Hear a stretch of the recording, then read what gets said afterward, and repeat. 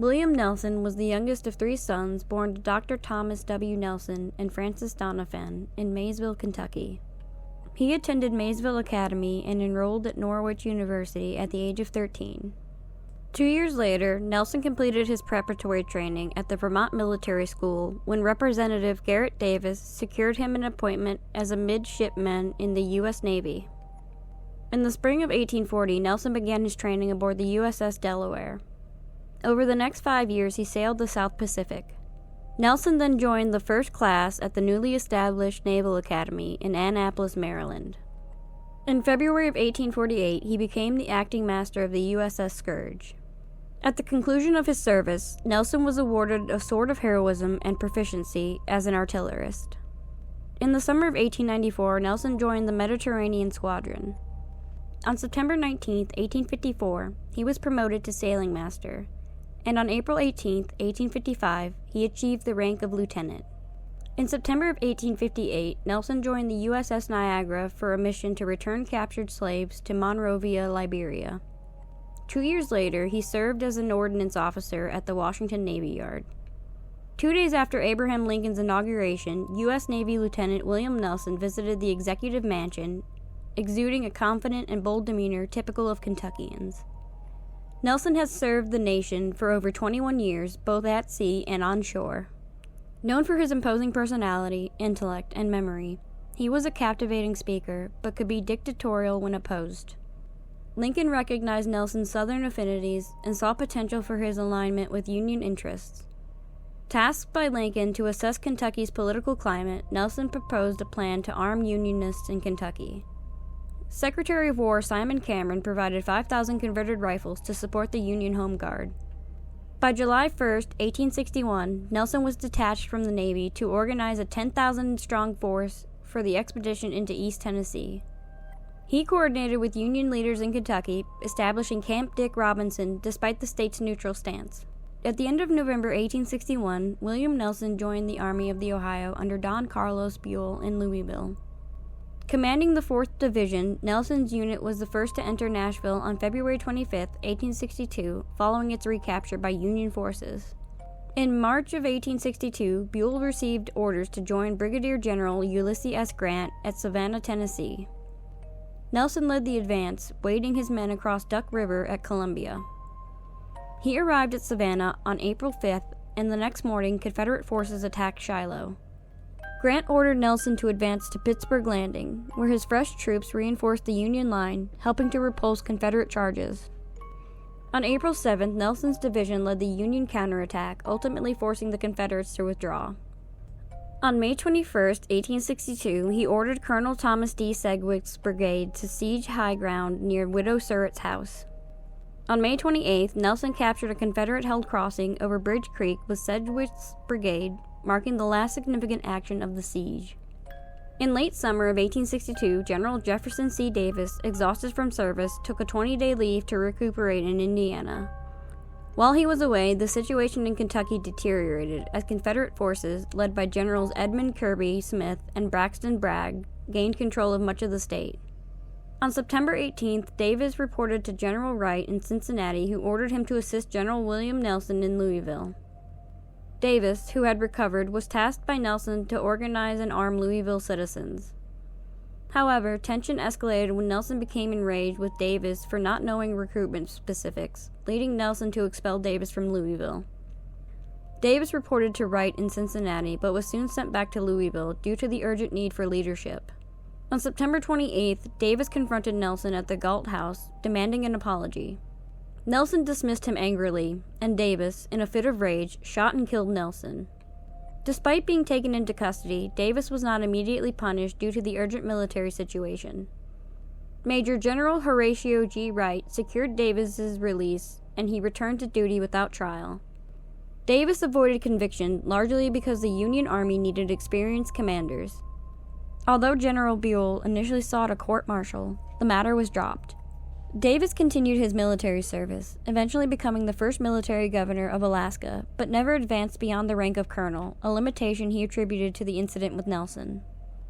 Nelson was buried at Cave Hill Cemetery, and later, his remains were moved to Camp Dick Robinson. Today, his memory is honored at Camp Nelson National Cemetery. Davis continued serving until his death in 1879, always regretting that the incident with Nelson hindered his military career. Ephraim Elmer Ellsworth, born in Malta, New York, grew up in Mechanicville, New York, before moving to New York City. In 1854, he relocated to Rockford, Illinois, where he worked for a patent agency. In 1859, he became engaged to Carrie Spafford, the daughter of a prominent local industrialist. When her father insisted he find better employment, Ellsworth moved to Chicago to study law and work as a law clerk. In 1860, Ellsworth moved to Springfield, Illinois to work with Abraham Lincoln. While studying under Lincoln, he also assisted with Lincoln's presidential campaign and accompanied the newly elected president to Washington, D.C. Standing at 5'6" Ellsworth was affectionately called the greatest little man I ever met by 6'4" Lincoln.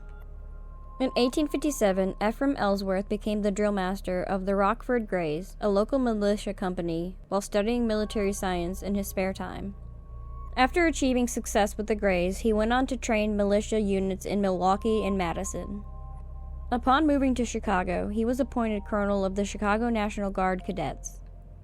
Ellsworth had been studying the Zouave soldiers, French colonial troops in Algeria, and was impressed by their fighting skills. He outfitted his men in Zouave-style uniforms and modeled their drill and training on the Zouaves. Under his leadership, the unit became a nationally renowned drill team. Following the fall of Fort Sumter to Confederate forces in mid-April 1861 and President Lincoln's call for 75,000 volunteers to defend the nation's capital, Ellsworth raised the 11th New York Volunteer Infantry Regiment, known as the Fire Zouaves, from the New York City's volunteer firefighting companies. He was commissioned as the regiment's commanding officer. On May 24, 1861, the day after Virginia's secession was ratified by referendum, Ephraim Elmer Ellsworth was killed at the Marshall House during the Union Army's takeover of Alexandria. The inn's proprietor, James W. Jackson, had raised a large Confederate flag on the roof, which President Lincoln and his cabinet reportedly observed through field glasses from Washington. Jackson had vowed that the flag would only be taken down over his dead body. Before crossing the Potomac River to take Alexandria, soldiers under Ellsworth's command saw the flag from their camp and volunteered to remove it. After landing in Alexandria and seeing the flag, Ellsworth, accompanied by 7 soldiers, entered the inn through an open door. Inside, they encountered a man dressed in a shirt and trousers, whom Ellsworth questioned about the flag. The man, appearing alarmed, claimed he was just a boarder and knew nothing about it. Without further questioning, Ellsworth and his soldiers went upstairs, climbed to the roof on a ladder, and cut down the flag with a soldier's knife. As they descended, with Private Francis E. Brownell leading and Ellsworth following with the flag, Jackson sprang from a dark passage and fired a double-barrel shotgun at Ellsworth, killing him instantly. Jackson then fired at Brownell, but missed. Brownell shot Jackson in the face and repeatedly bayoneted him before Jackson's body tumbled down the stairs. Ellsworth became the first Union officer to die in the Civil War. Brownell, who retained a piece of the flag, was later awarded the Medal of Honor for his actions. President Lincoln was deeply saddened by Ellsworth's death and ordered an honor guard to bring his body to the White House, where it lay in state in the East Room. Ellsworth's body was taken to New York City's City Hall, where thousands of Union supporters came to pay their respects to the first man to fall for the Union cause. He was later buried in his hometown of Mechanicville in Hudson View Cemetery. In 1819, Daniel Sickles was born in New York City to Susan Marsh Sickles and George Garrett Sickles, a patent lawyer and politician. Although his birth year is sometimes given as 1825, Sickles himself often claimed the later date, likely to appear younger when he married a woman half his age. He learned the printer's trade and studied at the University of the City of New York. He studied law in Benjamin Butler's office, was admitted to the bar in 1843, and was elected to New York State Assembly in 1847. On September 27, 1852, Sickles married Teresa Baggioli against the wishes of both families. He was 32, and she was about 15 or 16. Despite her young age, she was known for her sophistication and fluency in 5 languages. In 1853, Sickles became Corporation Counsel of New York City, but soon resigned when he was appointed Secretary of the U.S. Legation in London under James Buchanan by President Franklin Pierce. He returned to the United States in 1855, and in 1856 he was elected to the New York State Senate for the 3rd District, serving 2 terms. That same year, he was elected as a Democrat to the 35th U.S. Congress, serving from March 4, 1857 to March 3, 1861. Sickles was censured by the New York State Assembly for escorting a known prostitute, Fanny White, into the Assembly's chamber. He reportedly took her to England, leaving his pregnant wife at home, and presented White to Queen Victoria using the surname of a New York political opponent. Born in Georgetown, D.C., Philip Barton Key II was the son of Francis Scott Key and the great-nephew of Philip Barton Key. He was also the nephew of Chief Justice Roger B. Taney. On November 18, 1845, he married Ellen Swan, the daughter of a Baltimore attorney. Allegedly the most handsome man in Washington, and, by 1859, a widower with 4 children, Key was known for his flirtations with many women. In September of 1853, President Franklin Pierce appointed Key to his father's former position as United States Attorney for the District of Columbia during a Senate recess. The Senate later confirmed his nomination in March of 1854.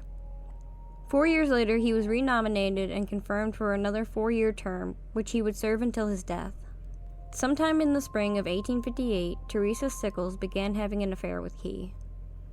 Although Dan Sickles was a serial adulterer himself, he accused his much younger wife of infidelity multiple times during their 5-year marriage, and she had always denied it to his satisfaction.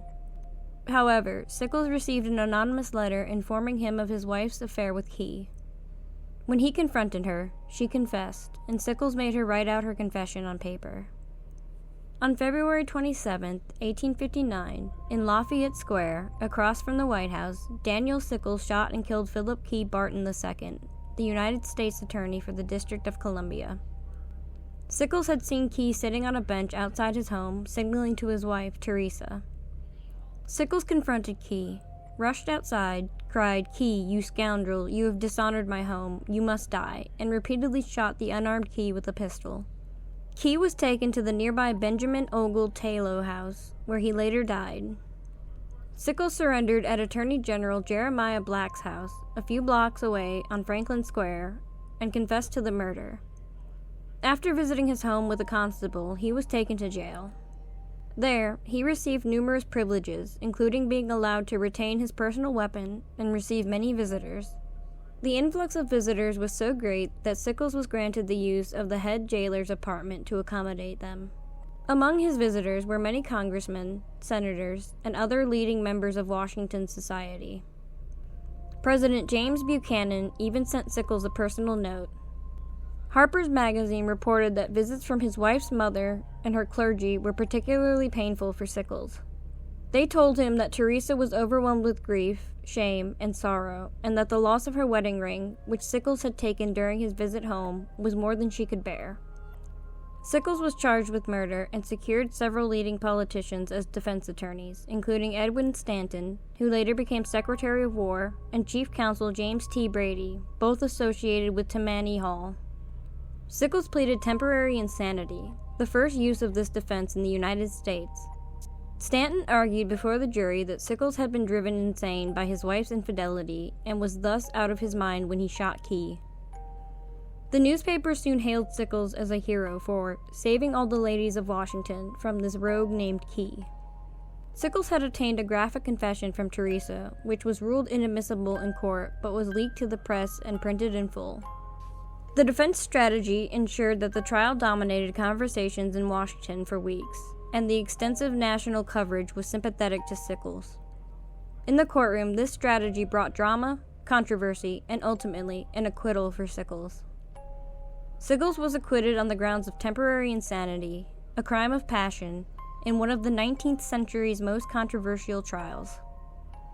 It was the first successful use of this defense in the United States.